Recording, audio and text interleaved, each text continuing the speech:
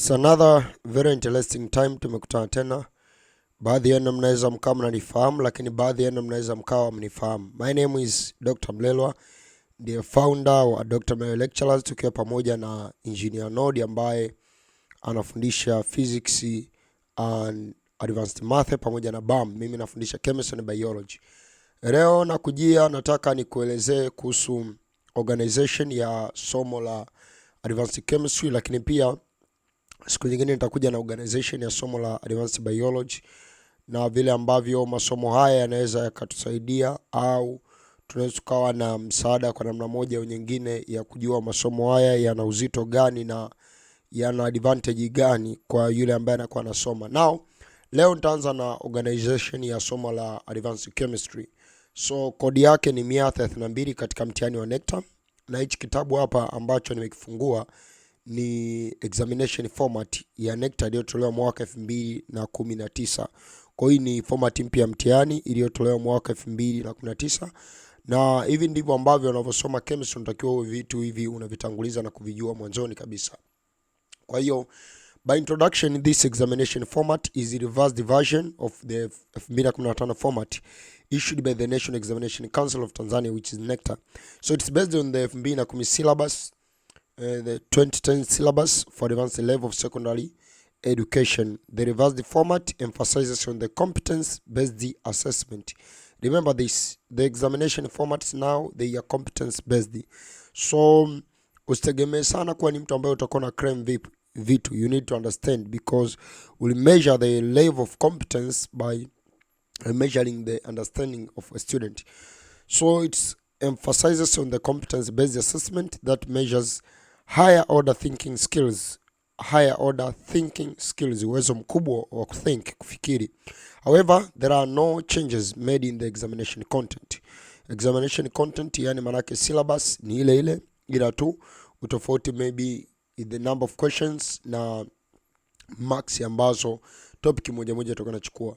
So general objective hapa, the chemistry examination will assess the extent to which the candidate are able to relate and use the knowledge, skills and principles of chemistry in everyday life activities. So unaweza kukuta kuna maswali ambayo yanakuwa yana relate what you studied in the classroom na kile ambacho kinaweza kaa kinaendelea katika everyday life. Maswali kama hayo yanaweza kaepo. But also to design and perform scientific experiment, use chemical symbol, formula and equations to communicate in chemistry and apply the scientific principles and knowledge in utilization of natural resources with the maintenance of the environment, taking care of the chemical disposal and creating awareness to the society regarding drug abuse. Now, tuacha hayo mambo because tuangalie sana hayo, tuangalie tu kitu ambacho tunatakiwa kushughulika nacho. Examination will specify test the candidate ability to apply chemistry knowledge na vitu kama hivyo, si hatunaja navyo. Tuanze na part ya examination rubric. Examination rubric ni arrangement ya mtihani. Mtihani utakuwaje? Examination will consist of 3 papers. Unaona, paper ya chemistry advanced inakuwa na paper 3. O level inakuwa na paper 2, huku tuna paper 3. So we have paper 1 which is 132/1, which is chemistry paper 1, paper 2 which is 132/2, which is chemistry 2, and paper 3 which is 132/3, which is chemistry 3. So chemistry 1 and chemistry 2, they are theory examination, while chemistry 3 is practical examination. Tuanze na chemistry 1. Chemistry 1 itakuwa ina vitu gani na vitu gani? Chemistry 1 which is 132/1, which is chemistry 1. This is the theory paper. In theory paper which will last for 3 hours. Inakuwa ni paper ya theory na masaa 3. The paper will consist of section A and B with a total of 10 questions. So inakuwa ina section A na B na maswali 10. Candidate will be required to answer a total of 9 questions which will weight 100 marks. Kwa maana section A will consist of 7 short answer questions, each carries 10 marks. Section A itakuwa na maswali. Most often katika paper 1 ya chemistry kuna maswali ambayo unakuta ni definition, baada hapo kuna maelezo, labda calculation, definition, convention, calculation.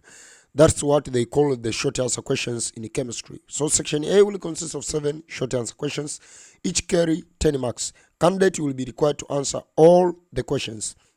The section will weight 70 marks because we have 7 questions and each carry 10 marks. Section B will consist of 3 structured questions. Structured questions ni maswali ambayo yanaweza kuwa yanahitaji maelezo au yanahitaji uthink. Sometimes unaweza kukuta swali linatoka kama la organic 1. Unapewa swali ambalo yani na maelezo and then you need to think ili uweze kuextract majibu kutoka kwenye ile swali. Now candidate will be required to answer 2 questions. Each question will carry 15 marks. Unaona 15 marks. Therefore the section will weight 30 marks. Unaona? Section B, difference yake na section A ni kwamba section B always maswali yake yanakuwa magumu fulani, wameyakaza fulani ili kuweza kupa marks nyingi. But also we have paper 2. Now kuna difference kati ya paper 1 na paper 2. Paper 1 huwa maswali yake yana kama hivyo, unakuta kuna 10 marks na section B ni marks 15. Paper 2 every question carries 20 marks. So paper 2 kupata marks nyingi ni rahisi kuliko paper 1. Why? It's because paper 2 unaweza kuwa na competence kwenye topics fulani, and then if you master hizo topic, ukimaster unaweza kuwa na uwezo mkubwa wa kupata marks zako nyingi 90, 75. Mimi nakumbuka niliwahi pata mtihani wa paper 2 chemistry 94 nikiwa pale Waterboys Mbeya. Hata mwalimu wangu mpaka leo bado yuko pale, mwalimu Yoram, Mr. Yoram. Ukifika pale Waterboys Mbeya muulize, ananifahamu Elbert Mlelwa, muulize ile paper ambayo nilipata 94 katika chemistry paper 2. Now this will be a theory paper. Hii paper 2 pia ni theory paper that will be last for the 3 hours. Itachukua masaa matatu.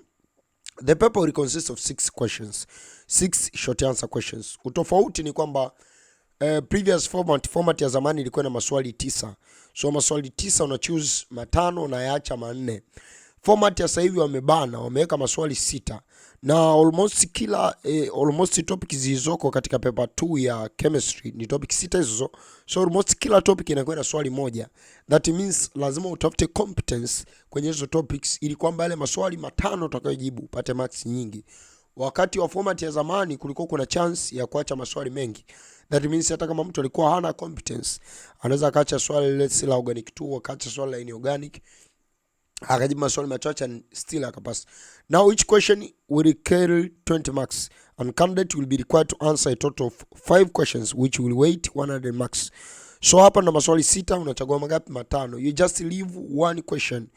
Hapa lazima uwe very smart. Usipokuwa smart lazima utachagua maswali ambayo utatoka na marks chache and finally you will not get the required marks ambazo ulikuwa unataka.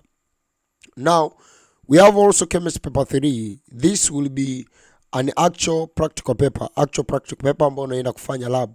Now 3 equivalent alternative paper zinaweza kawepo ambayo inategemea na namba ya students wako ngapi. We may have 132/3A which is chemistry A, 132/3B which is chemistry B, and 132/3C which is chemistry C. So these 3 exams will be provided in different schools depending on the number of candidates. So candidate will be required to sit for one of the alternative papers. Inategemea na number students wako wangapi. Now the paper will last for 3 hours and 20 minutes. Kwa nini hii inachukua masaa 3 na dakika 20? Kwa sababu kwenye practical huwa kuna muda wa kuangalia apparatus na vitu kama hivyo. So there are additional 20 minutes for this paper and it will consist of 3 questions. Candidate will be required to answer all the questions. One will carry 20 marks while question 1 will carry 20 marks while question 2 and 3 will carry 15 marks each, making a total of 50 marks. Kwa paper 3 have 50 marks. And there are some of students ambao wananiuliza kwamba bwana inakuaje sasa? Kwa sababu unaona kwamba paper 3 ina marks 50, tunapataje sasa marks 100? Nitaenda kuelezea hapo mwisho. Note, the alternative papers will be sent to the schools depending on the number of candidates. Alternative A will be sent to the school up to the 100 candidates. Alternative A and B will send to the school with candidate not exceeding 200. And alternative A, B and C to the school with more than 200 candidates. And the second thing to note is that a checklist of apparatus and the chemicals, apparati actually, it's not apparatus, it's apparati. Checklist of apparati and the chemicals is required for the examination will be sent to the school not less than 3 months before the date of sitting for the actual practical paper. However, there will be 24 hours advanced instruction which will be open 24 hours for laboratory arrangements before the time of commencement of the exam, kabla muda ambao mtihani haujaanza. The use of quantitative analysis guide sheet authorized by the NECTA and not programmable calculators, non-programmable calculators will be allowed in the examination room. Now, nielezee kidogo tu a little bit. Baada ya hapo tutakuja kwenye session inayofuata, nitaelezea examination content kwamba tunakuwa na topic gani paper 1, paper 2 kuna topic gani, hizo topic zina carry marks ngapi. Now regarding marks calculation, watu wengi sana huwa wanajiuliza kuhusu marks calculation, wana calculate vipi? Kuhusu calculation ya marks kuna njia mbili za calculate marks. Kuna njia ambayo tunaita njia ya 250 na kuna njia ambayo tunaita ni njia ya 300. Njia ya 250 na njia ya 300 zina tofauti gani? Marks, kumbuka paper 1 it has 100 marks, paper 2 it has 100 marks, and paper 3 it has 50 marks.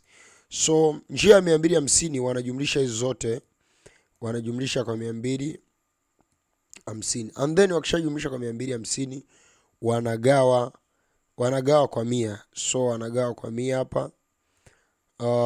Wakigawa kwa 100 wanapata marks ambazo huhitajika kuwa nazo.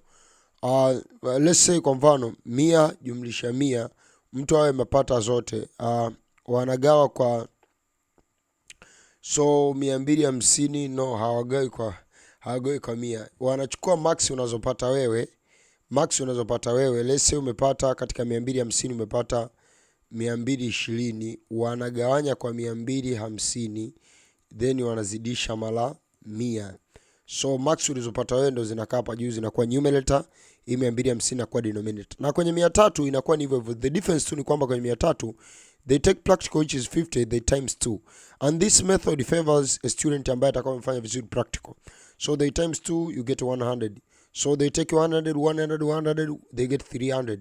So that means they take the marks you get, let's say umpata 200, wanagawa kwa 300 ambao ndio total marks that was required, and then they times 100. Unaona wana times pale 100, they get the marks which was required. So ndo hizo njia mbili, kuna njia ya 250 na njia ya 300. Njia zote zinatumika kwa calculate marks total zinakuwa ngapi. In the coming session to discuss kuhusu examination content, ya kwamba mwanafunzi sasa anatakiwa anajua paper 1, paper 2 topic zipi ni za muhimu, topic zipi zina marks nyingi.